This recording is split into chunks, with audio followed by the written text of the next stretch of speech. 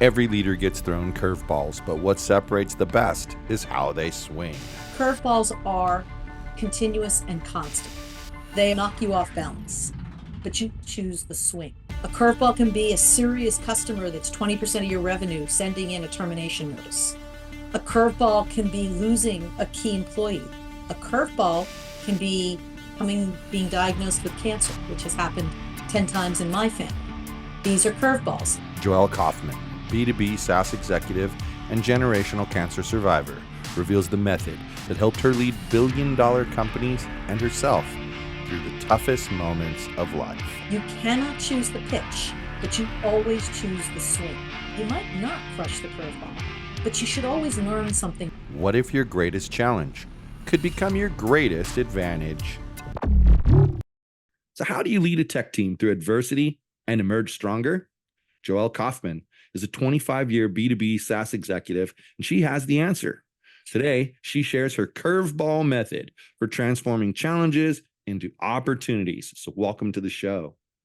Thank you. It's really great to be here, Mike. Appreciate your time. So, you've built a great career in B2B SaaS. From what my notes say, you've got $4 billion in market value that you've created. But what really stands out to me in all of my notes is your Curveball Method. So can you tell my listeners what this method is and how it helps leaders transform challenges into opportunities? I will. I want to start with a gift for an offer for your listeners of my 5 levers exceptional leaders pull every day. And they do have some connection to the Curveball Method. But the 5 levers that they'll hear about are about focus, clarity, ambition, purpose, and mindset. And that'll be on GTM Flow, my company site.com/GTLE.show. Excellent. Or thank you for that. GTLE show, depending on how the dot works. Technology, man. Okay, so the Curveball Method. The first thing we need to align on, Mike, is curveballs are continuous and constant. So at the point you've reached a leadership position or lived on this earth for some period of time, curveballs are frequent. They happen. What's a curveball? A curveball can be a serious customer that's 20% of your revenue sending in a termination notice. A curveball can be losing a key employee. A curveball can be being diagnosed with cancer, which has happened 10 times in my family. These are curveballs. A curveball of which 9 times we've survived and great. So curveballs are a fact of life. If you're leading an organization, if you're not seeing the curveball, it means someone on your team is. Now, here's the thing about curveballs. Since we've agreed now that they are constant, you have to have an approach. So my first curveball, I was 13 when my mother was first diagnosed with cancer, 15 when she was diagnosed the second time, and that really shaped my whole perspective on life. That's probably a different podcast. But from it came the knowledge that things happen that knock you off balance. Okay, so what's the method?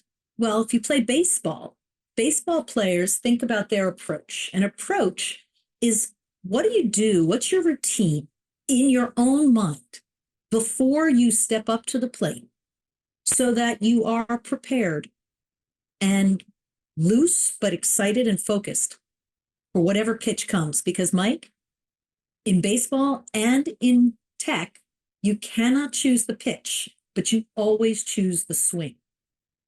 I think that's very important. So what I do is I help, and I've been working with leaders for 25 years as a CMO myself. Growing new leaders was always the best part of my job.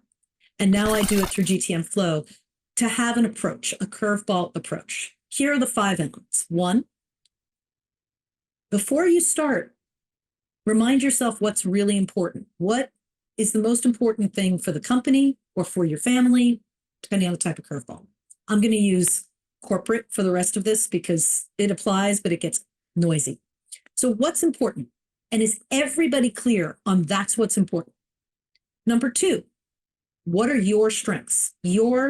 As a person or as a team, When you face the curveball is not when you're going to go develop new strengths. You're going to lay into the strengths you already have. If you notice a gap, definitely make a note and think about how you're going to shore yourself up where you have a weakness. But when you face the curveball, you're going to use your strengths. Number 3, your mindset. It's not, oh no, it's a curveball. It's okay, it's a curveball. So it's a possibility mindset. What can I learn?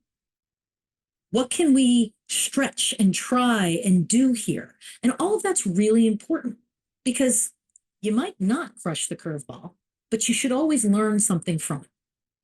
Number 4, what resources am I going to deploy? Resources aren't strengths. Resources are money, partnerships, brand.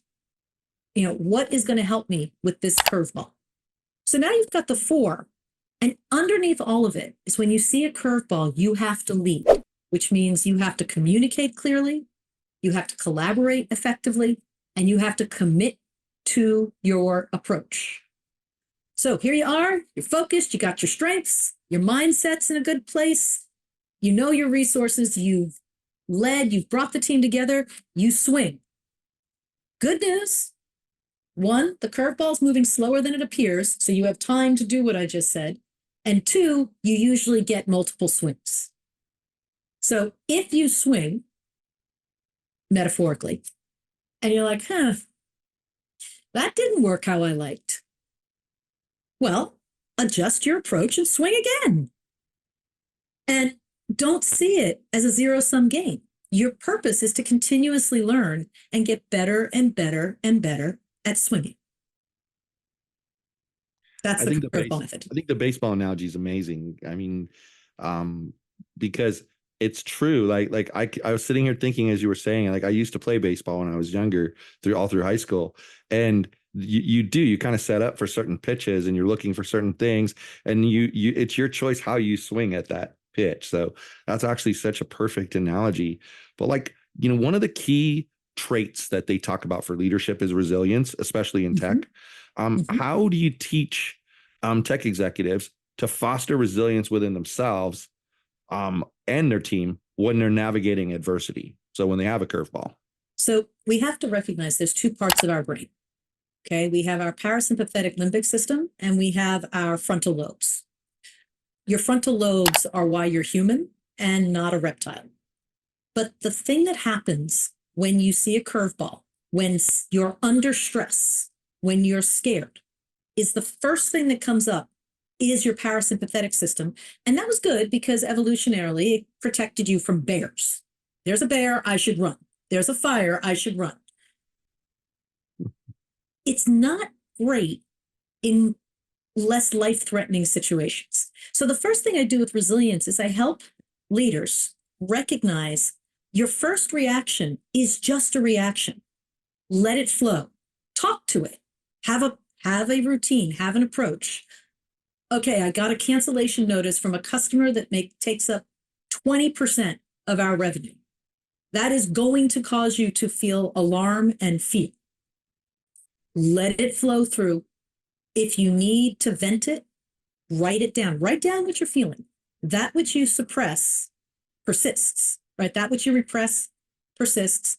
That you accept releases and transforms. Okay, so number 1, to build resilience, remember that your first reaction isn't reality, it's just a reaction. Number 2, take a breath. Take a breath and realize that what happens next is your brain is going to start to tell you a bunch of stories. And depending on how fast your brain moves, and most of you are successful executives, you probably are pretty quick thinkers. I'm a very quick thinker, right? I can go from 0 to 100 pretty fast. So your brain's going to go, okay, the customer canceled. Are other customers going to cancel? Are they going to ask us to pull the case study? Is our technology failing? Like you're boom, boom, boom, boom, boom, boom. All of these things that it's going to mean, and we're going to end up bankrupt and dead. Okay. So you're telling stories to yourself.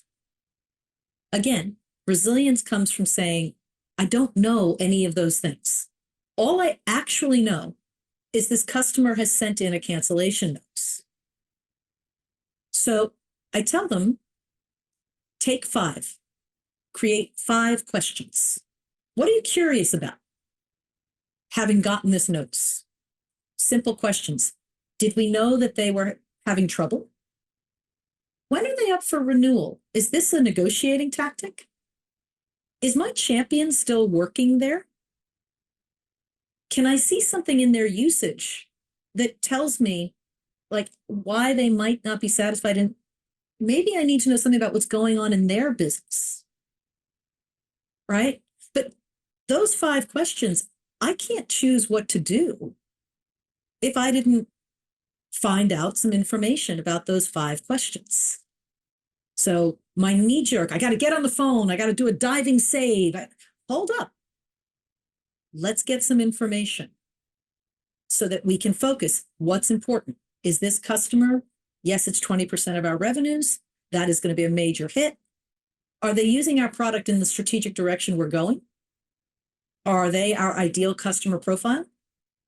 Well, my goal is to deeply understand what's going on and why they would ever be able to live without my product.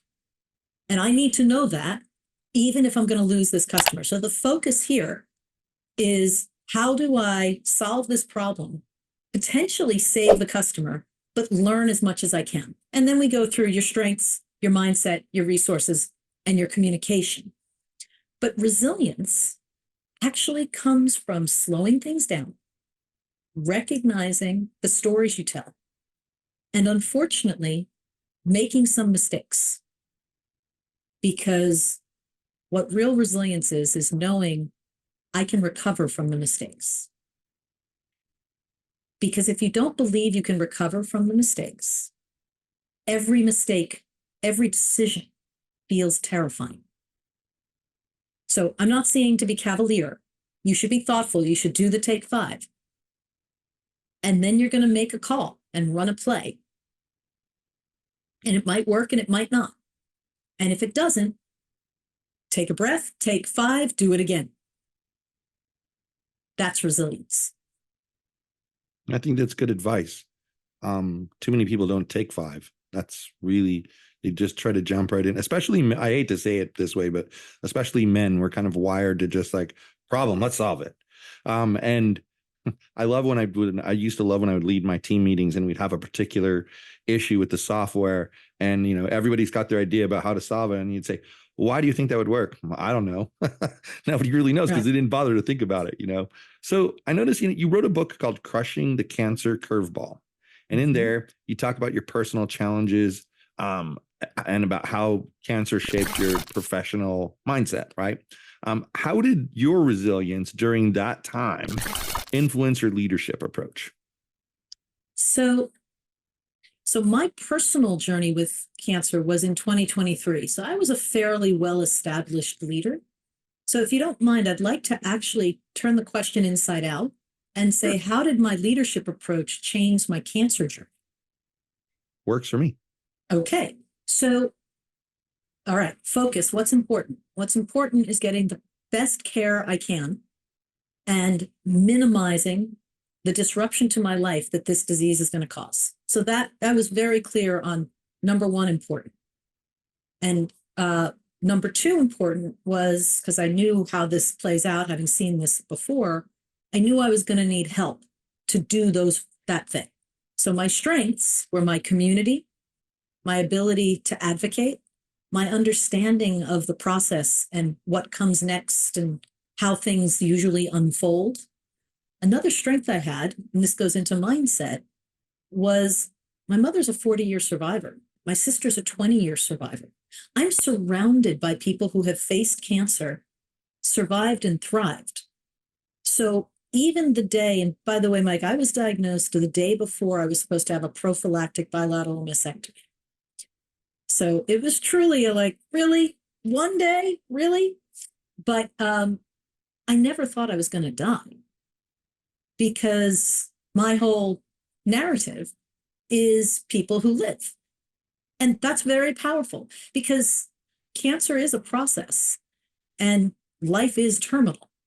So I was going to live as great as I could for as long as I could get. And I think I'm going to get another 50 or so. But at the moment that I was diagnosed, I was like, well, this sucks, but it's not going to kill me.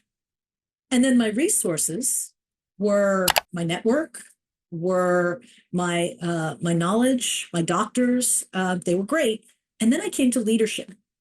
Now, because it was the day before I was supposed to have this major surgery, a lot of people knew I was having surgery because I had set up support for post-surgery. I had told my clients, I wasn't shy about it because, dropping off the face of the earth, my surgery was going to be pretty big.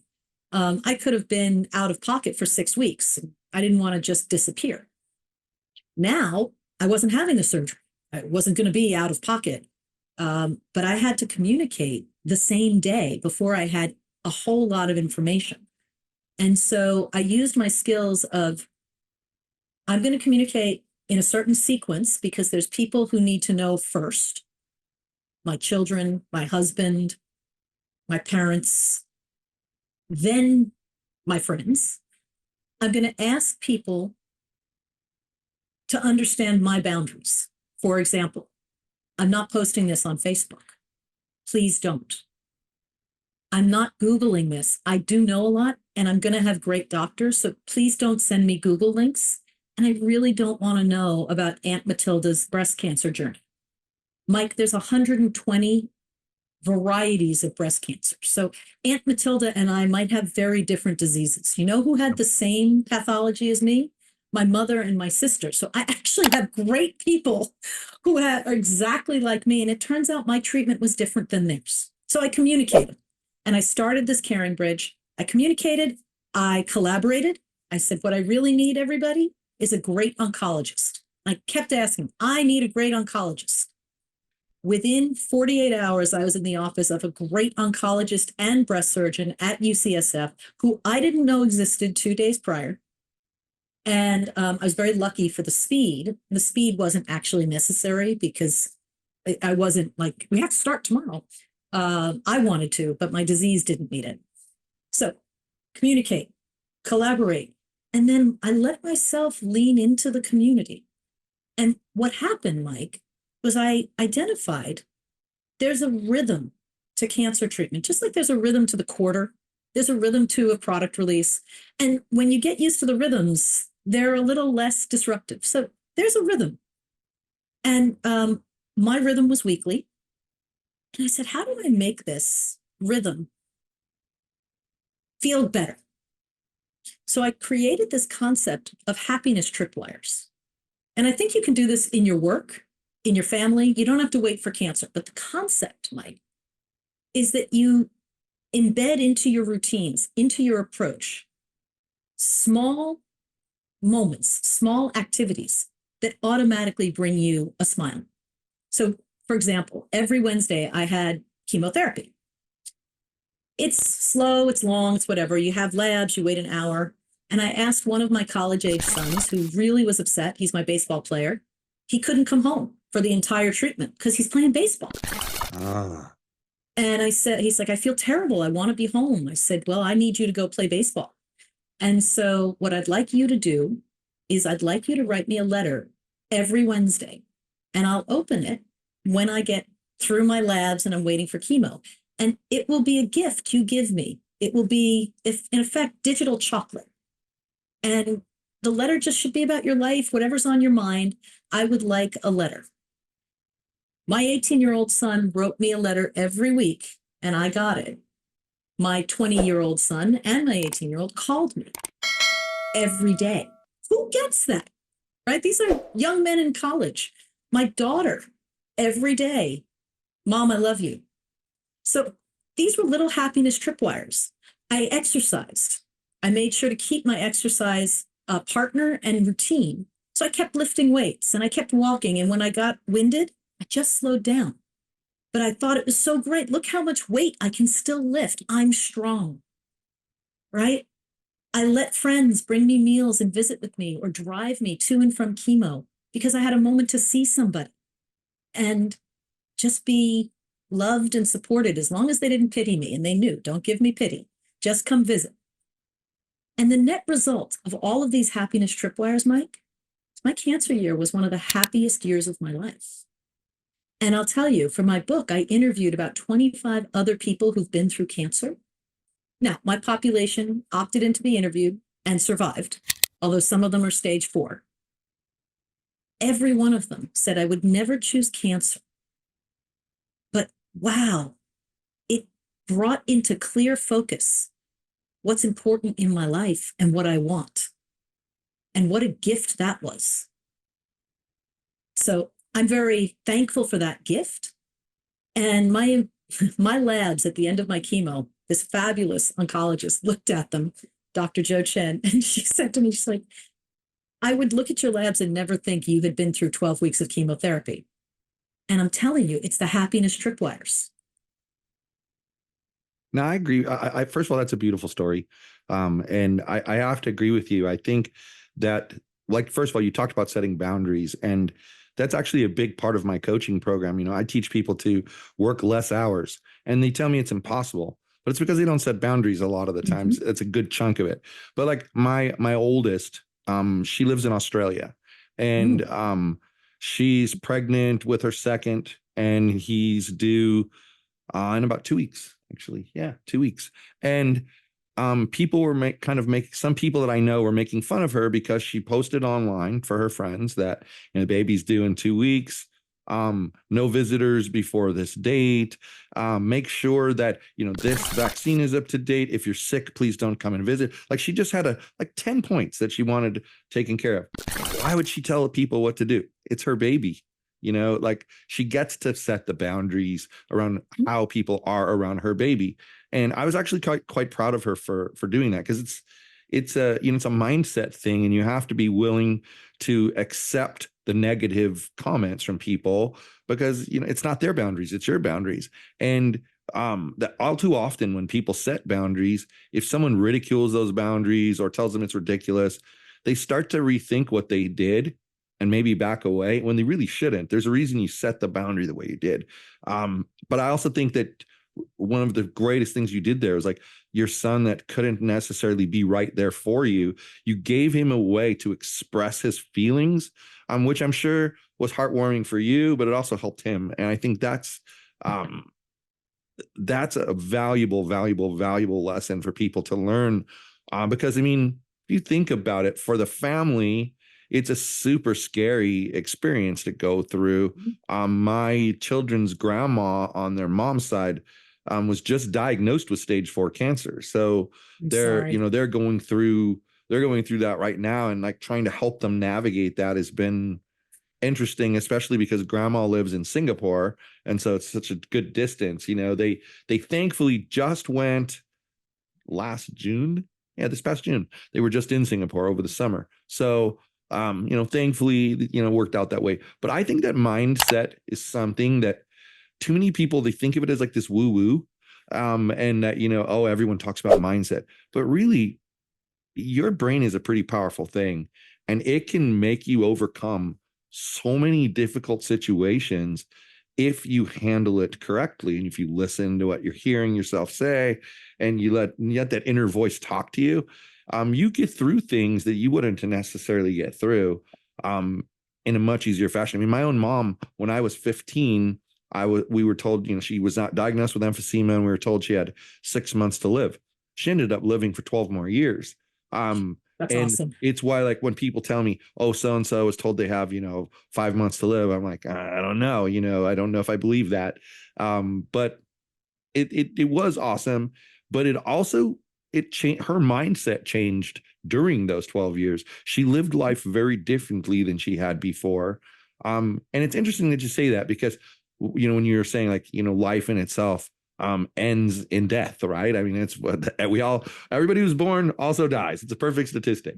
But too often, people spend too much time worrying about when they're going to die and how they're going to die. And then they don't live their life the way that they would have lived their life. So kudos to you for handling it that way. And I have to believe that, like, you having worked through, like, this curveball method of yours, that helped you a great deal in doing that, because you're used to going here, like you said, not, oh no, there's a curveball, but oh, it's a curveball, you're making, it's a recognition rather than a dread, so Exactly.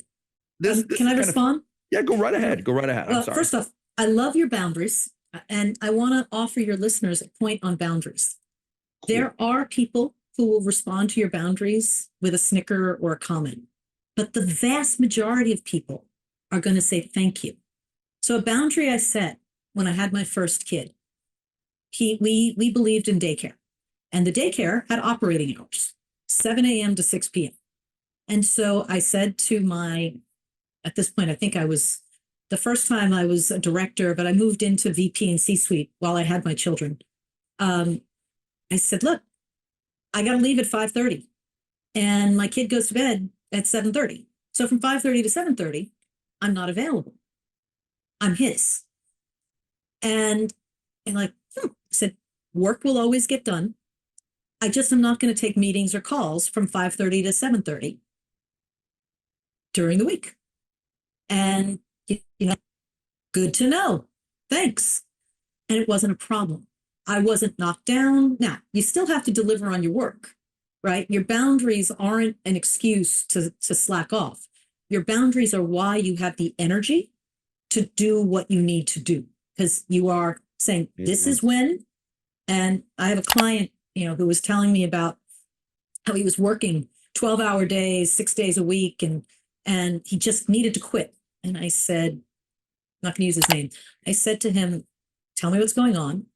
So I just want to check, who's choosing that you're working like that? And he paused. I said, I'm not letting you off the hook. You want to set boundaries? Look here, open your calendar right now.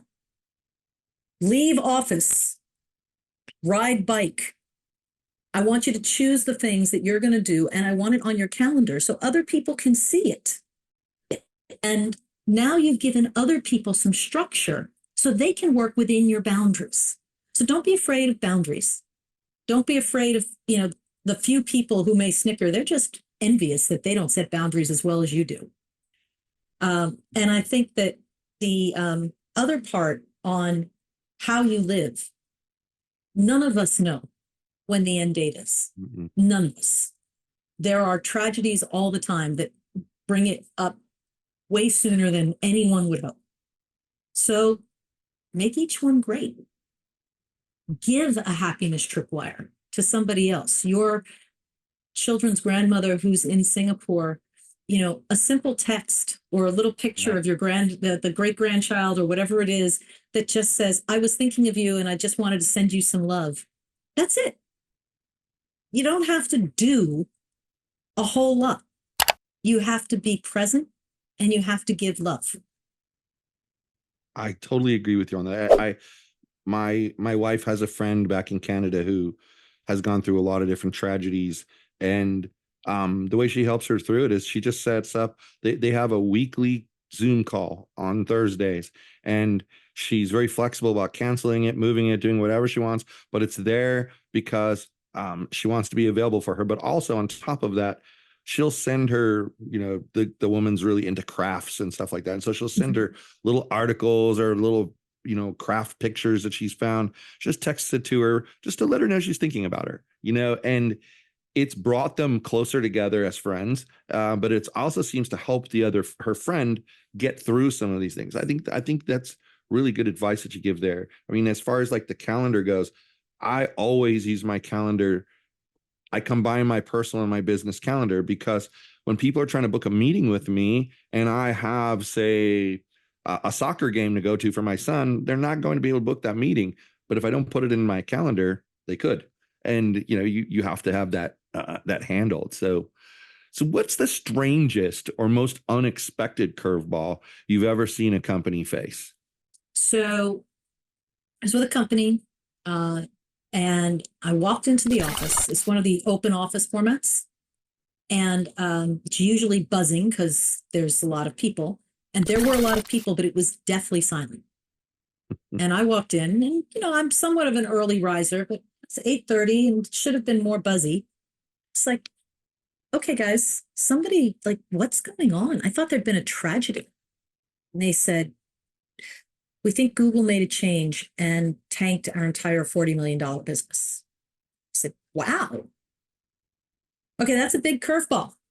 And there's ramifications for that.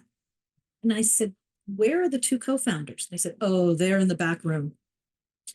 And so me being a very shy and retiring person, marched myself back to the back room, knocked on the door. I walk in, they both look devastated. I mean, they've built this thing and customers love this thing. And I said, what is going on? And they told me our statistics, our data is showing that, it's not working for any of our customers in the last 12 hours. And, we think something's happened. And I said, okay, let's take 5. What are the questions we need to ask here? Right? Is this happening to just us? Do our customers know about it? What are they worried about? Is there some reason that Google would have made this change? Is there anyone we can ask? And I think we came up with a couple others. And I said to them, you two can't be back here. You're scaring the rest of the company. So you're going to have to figure out how we're going to approach this. But my suggestion would be we get on the phone with our customers and we find out what's happening for them. So it's a big curveball. I didn't know the data. I didn't have the customer relationships. I was just that spark, if you will. And we did get on the phone with customers. And what we found out is every one of our customers were wondering why all of their traffic fell off a boat. And each one was sitting in a back room saying, what did I do wrong?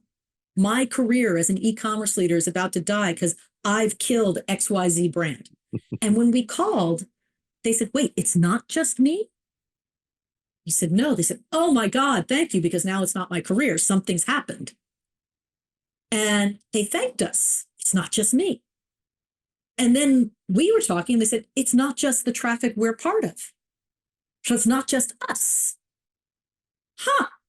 Now we can have a pretty interesting conversation with Google. Did you intentionally divert traffic from 100 of the top e-commerce brands for some reason? To which they said, not on purpose. I was going to say, they're going to tell you they didn't plan to do that, but they might have. They might have done it, but they didn't plan to do it. And then they fixed it. And so, within 24 hours, that curveball had basically been, I'd call it, we hit it into a double, right?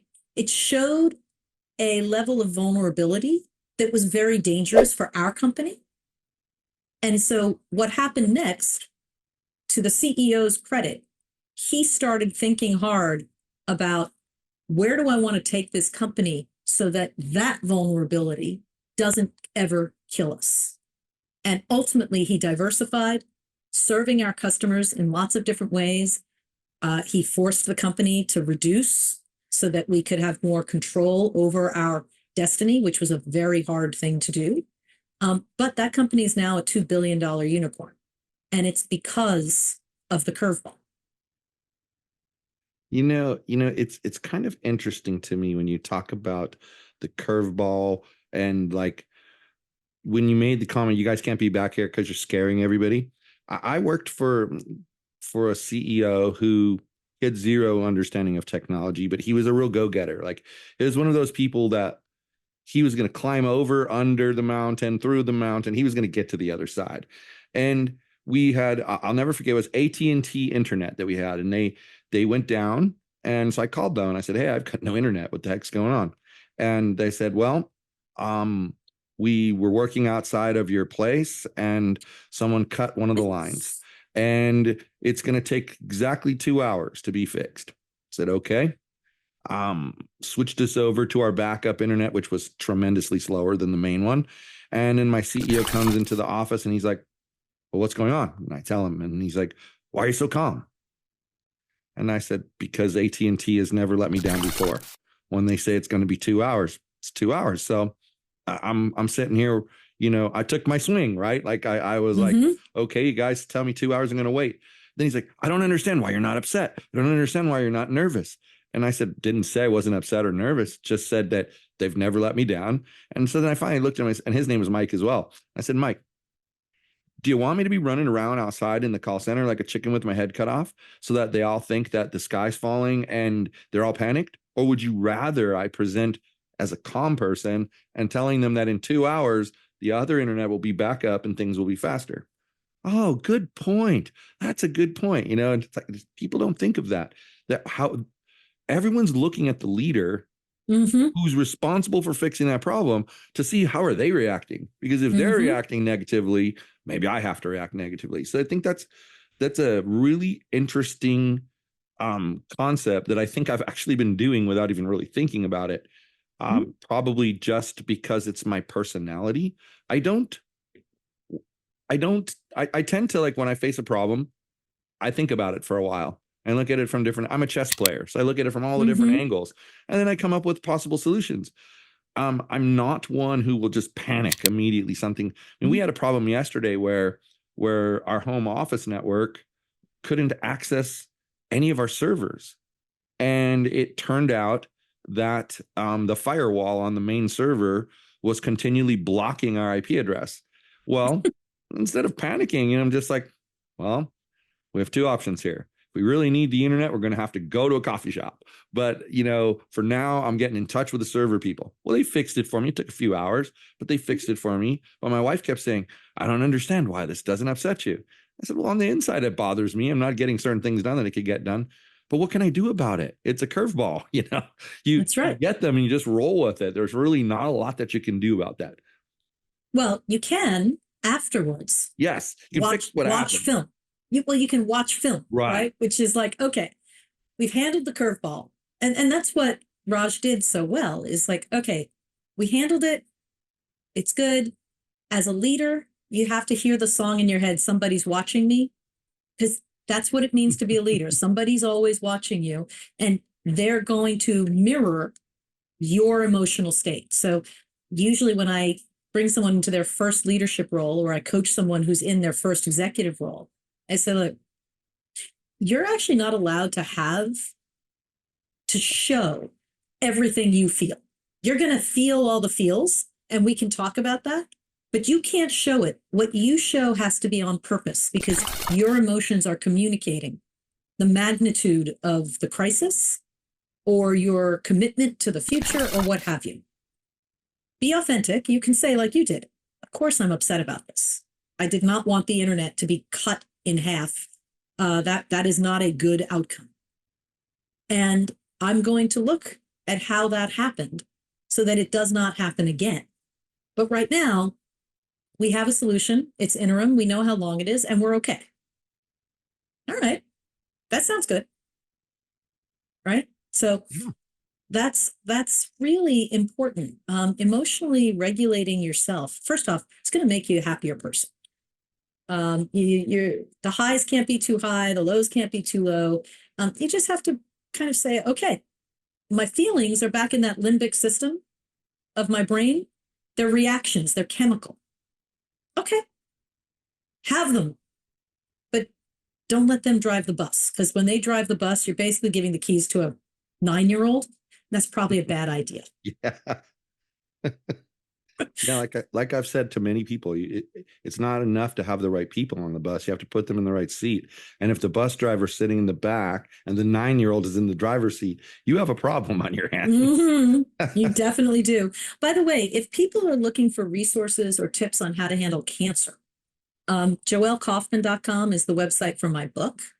Okay. And there are a bunch of free resources and online checklists. But I want to be clear with your listeners. I'm not a doctor, and I don't offer any form of medical advice at all. My medical advice is find doctors you trust and trust them. Well, this has been an excellent conversation. Could you let my listeners know where they could connect with you online if they want to find out more? Absolutely. So I'm a go-to-market leadership coach. So it's www.gtm, go-to-market, flow, one word. So gtmflow.com, that's my website. You can contact me through it. You can find all the socials to follow me. And I hope that I can help anybody develop a approach that makes their work more rewarding, less stressful, and they feel less alone in their leadership role. Well, thanks so much for sharing all the resources that you shared and just for being here today. I know it's not always easy to take time out of your schedule to sit down and chat with somebody, but I do appreciate your time.